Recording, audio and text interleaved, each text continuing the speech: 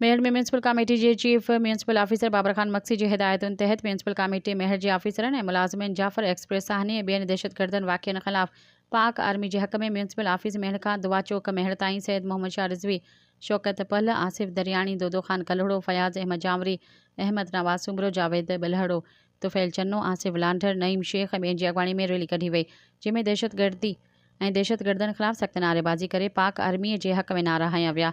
जते इन मौक़े ते अॻवाननि मेहराण प्रेस क्लब मेहर जे सहाफ़ियुनि सां ॻाल्हाईंदे चयो त जाफ़र एक्सप्रेस ते थींदड़ हमले में ॿई दहशतगर्दी जे सख़्त लफ़्ज़नि में मज़म्मत कयूं था।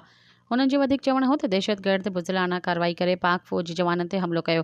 पाक फ़ौज जवाननि भरपूर जवाबी कार्रवाई करे मुसाफ़िरनि खे बचाए वरितो ऐं दहशतगर्दनि जी कार्रवाई खे नाकाम बणाए संदन ख़ात्मो कयो।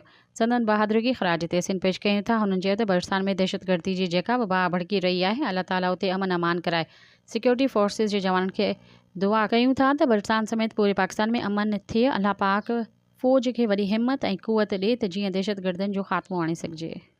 सब्सक्राइब कयो अवामी न्यूज़ HD खे ऐं ताज़ा तरीन ख़बरुनि लाइ ॾिसंदा रहो अवामी न्यूज़ HD।